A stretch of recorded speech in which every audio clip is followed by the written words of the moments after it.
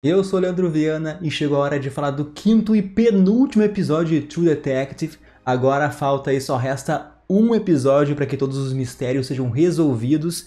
E eu já digo para vocês que esse final aí foi totalmente surpreendente para mim. Eu não imaginava aquela morte, mas isso abriu aí um leque de possibilidades de quem é ou quem são aí os envolvidos na morte da Anne. E tipo, o episódio 4 acabou de uma forma sinistra, com a Navarro em transe, com sangue saindo ali do ouvido dela, e simplesmente ignoraram tudo isso. Assim, ó, e desculpa o trocadilho, mas o que aconteceu nas dragas foi uma droga em relação a isso. Bom, assim, ó, sem enrolação agora, aumenta o volume que depois da vinheta eu vou te contar aí todos os detalhes e também trazer as melhores teorias pro final dessa temporada.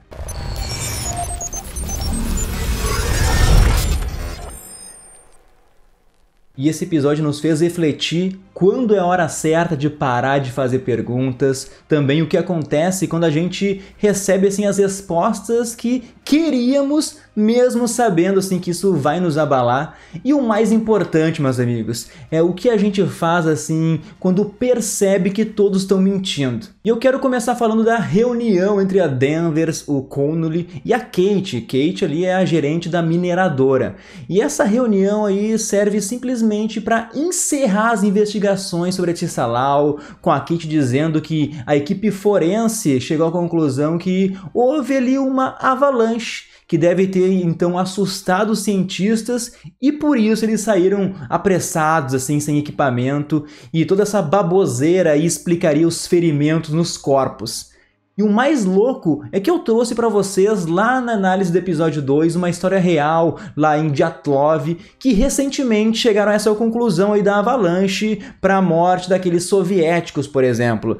Eu vou deixar aqui o link na descrição desse vídeo, caso alguém não tenha ainda visto essa análise, essa explicação. E eu adoro quando a ficção assim e algo verdadeiro se misturam, porque isso faz a gente criar mais teorias malucas do que está acontecendo. Mas, voltando ali para a avalanche, essa é a desculpa assim mais esfarrapada da história, porque não explica como diabos as roupas dos cientistas elas estavam dobradinhas. E também vai contra lá o relato do Otis, né, do nosso viciado ali em heroína, porque ele disse que esses ferimentos que ele tem ali é de quando ele estava na caverna, conseguiu escapar, mas quando acordou já estava no hospital assim, com os olhos e os ouvidos danificados. Mas para mim o Otis deveria saber algo a mais, assim, além de apenas a localização das cavernas, ou talvez realmente perdeu a memória, porque a Kate ofereceu ali pro Pryor Pai o cargo de chefe de polícia em troca da vida do Otis. Aliás, eu acho que foi algo meio anticlímax essa cena no meio do episódio entregando tudo. A gente já sabia que o Hank ali, o Pryor Pai, estava muito envolvido com a mineradora. Se tivessem deixado para mostrar essa cena como um flashback, por exemplo, no momento final que o Hank invade a casa da Danvers, seria uma surpresa muito maior pra gente. A gente não teria assim a certeza da traição dele, só porque ele talvez tenha sonegado a informação do Clark e da Anne serem namorados, e também ali a Kate e a mineradora estarem 100% envolvidos na morte da Anne. Por isso, eu acho que eles podiam entregar essa cena no final do episódio ali, mostrando que foi ordenado então que o Hank ele seguisse a Danvers. Mas enfim, caso alguém tenha ficado com alguma dúvida, o Pryor filho, o Peter, ele conseguiu relatórios que a Tissalau ela foi financiada pela Tuttle United, que também financia a mineradora, então fica meio óbvio esse monopólio de informações aí, porque a Tissalau deveria controlar a Silver Sky em relação à poluição da mina, mas como eles são financiados pela mesma organização, é óbvio que a mineradora ali pode continuar fazendo o que quiser sem se preocupar com toda a poluição. Lembrando que lá na análise do episódio 2 eu mencionei, né, que a Tuttle estaria também envolvida talvez com a mineradora, acertamos essa teoria. Lá eu menciono que essa é a mesma família assim, envolvida na primeira temporada, então eu não vou me repetir aqui, assistam o vídeo e as teorias que eu e o Diegueira já levantamos nos episódios anteriores.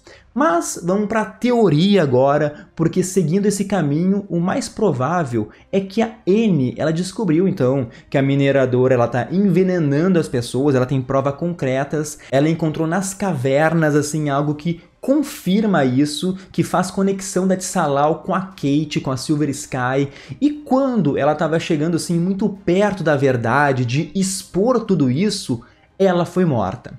A gente viu que a Kate ela tem câmeras perto das cavernas, então era bem possível que tivesse alguém vigiando ali os passos da Annie, e por ela saber demais, a queima de arquivo era necessária nesse caso.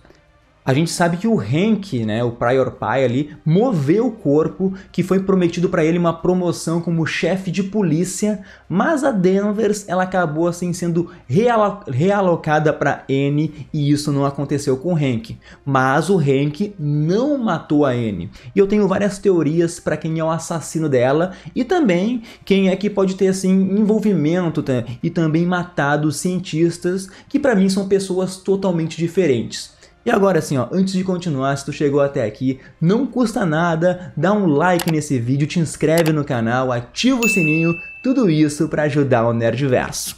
Mas vamos lá, afinal, quem matou Annie?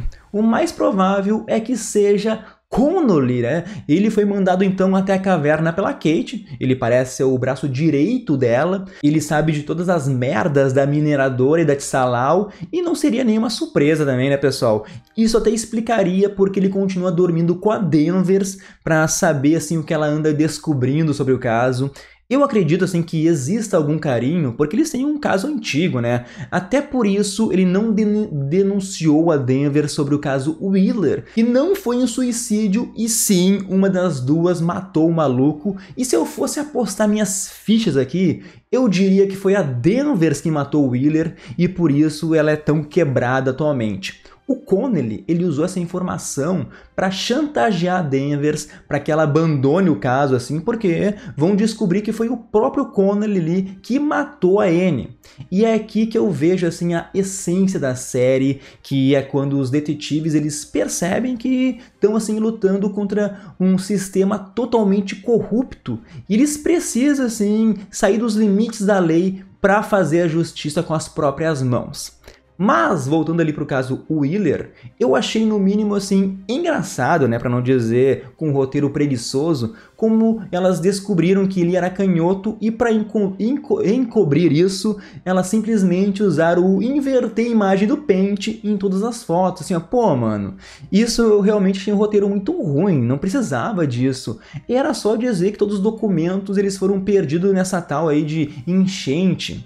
Mas enfim, a Danvers, ela chegou na conclusão assim que o Prior Pai mexeu no note do filho ali, descobriu que ele estava investigando isso e deu de X9, contou pro Connolly ali, e eu acho que isso é o que vai assim acontecer mesmo na série, não vai ter nenhum outro mistério por trás. Mas, se eu for pensar em uma outra opção de quem poderia ter mexido assim nos arquivos para fuder ali com o Prior Filho, com o Peter, eu diria que é a própria esposa dele. Eu acho bem improvável, mas dá pra gente pensar aqui em alguma teoria. Porque eu vi muitas pessoas aí mandando mensagem reclamando que é um absurdo ela ter expulso assim, o Peter de casa depois de apenas 2 semanas que ele está investigando um caso de homicídio na cidade.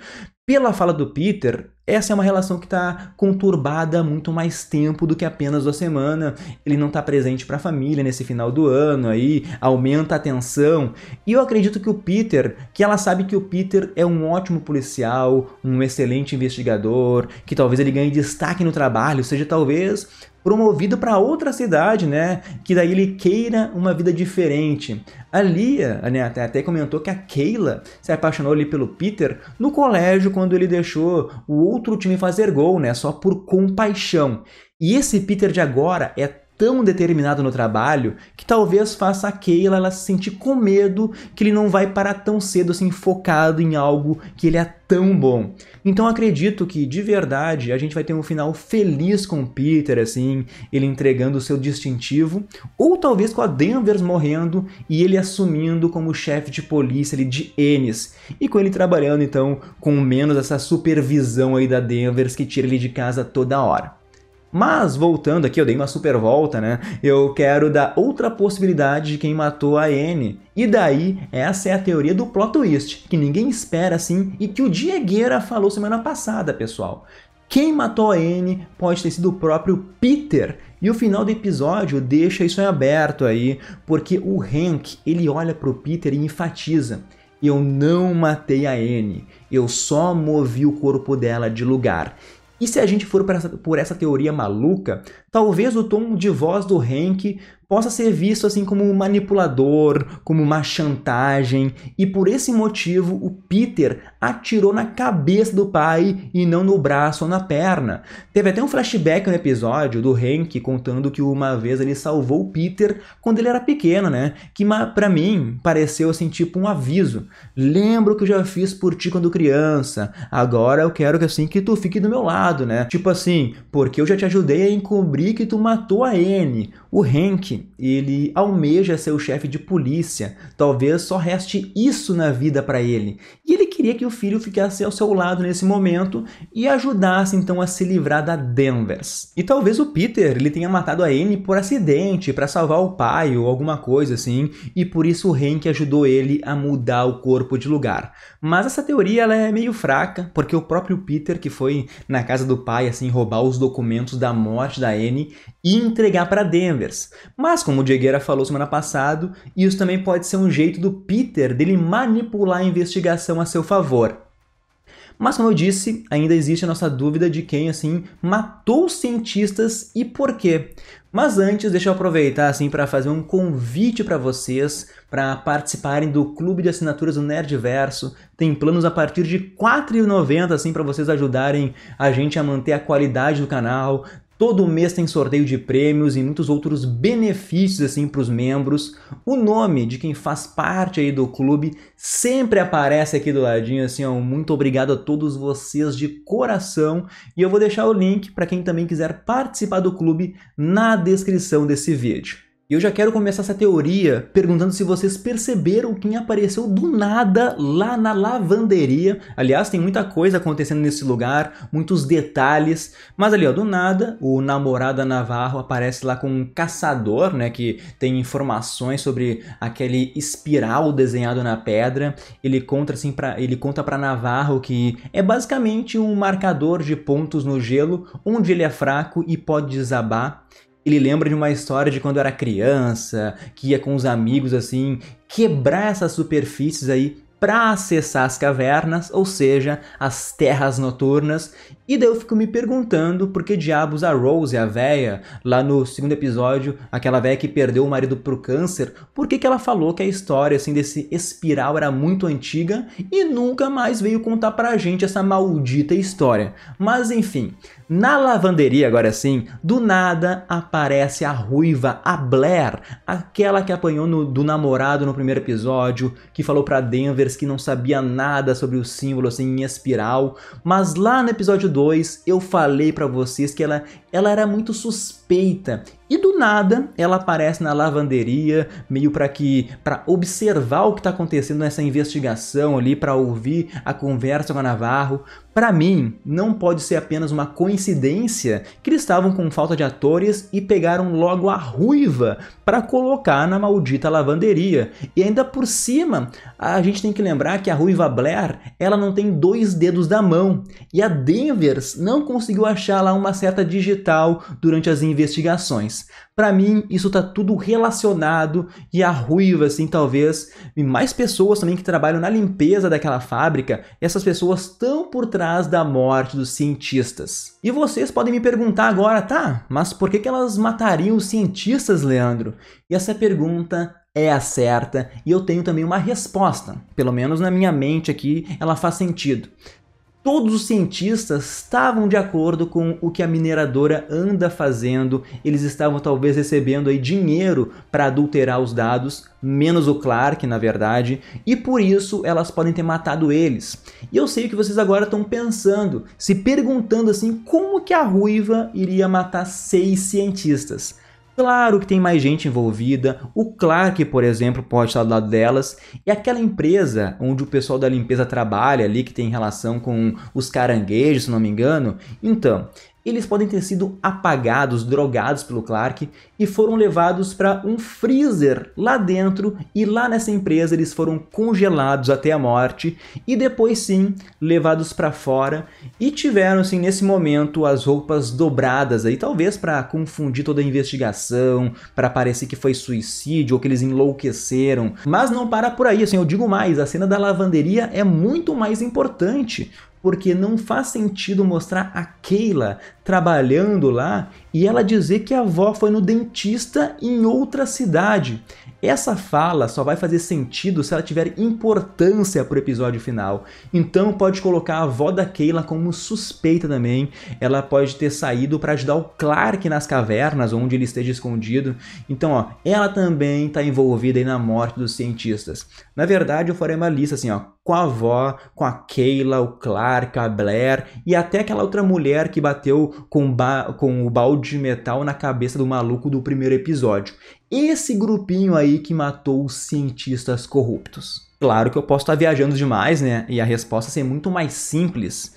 Eu já mencionei no episódio 2, que é de Salao, que o Clark ele estava trabalhando com micro-organismos a fim de procurar talvez o prolongamento da vida. Eu não vou repetir aqui as mesmas teorias que eu já disse, mas pensando agora nesse momento, o Clark ele pode ter feito o teste, a experimentação nele mesmo e também nos cientistas.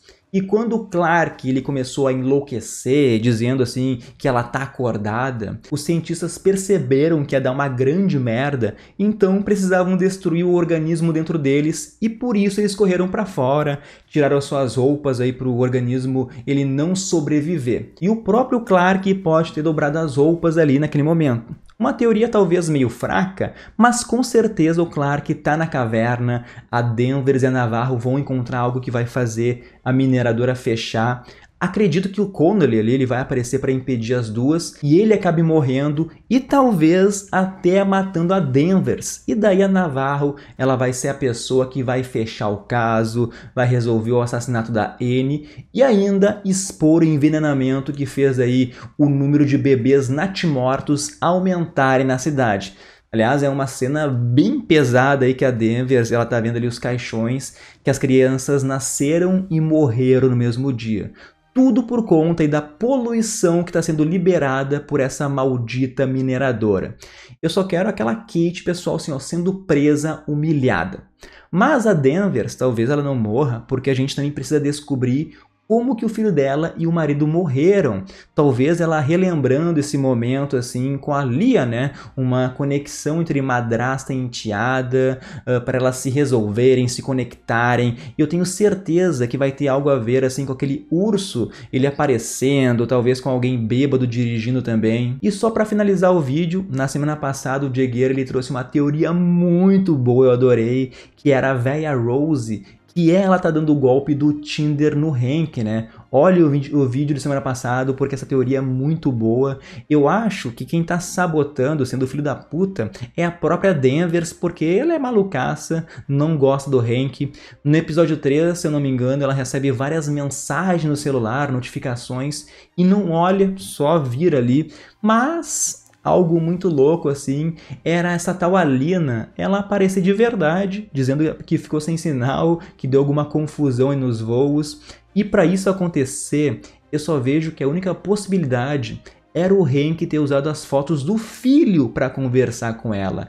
E daí assim, ó, com a separação do Peter, ele ia ficar com a namorada russa do pai. Beleza, que eu viajei demais. Certo que alguém tá dando golpe no Hank, mas para isso fazer sentido, precisa ser alguém conhecido da série, nem que seja Lia ali, a filha da Danvers. Tudo vai ter uma explicação natural, meus amigos, então eu sinto muito para quem queria algo sobrenatural. E tudo vai ser explicado por traumas do passado, pelo envenenamento da água. Vejam nossas análises anteriores, a gente enfatiza bastante isso. No caso da Navarro, pode haver assim, algo sobre esquizofrenia, talvez bipolaridade, que tanto a irmã e a mãe também tinham e acabaram morrendo por não ter um acompanhamento médico.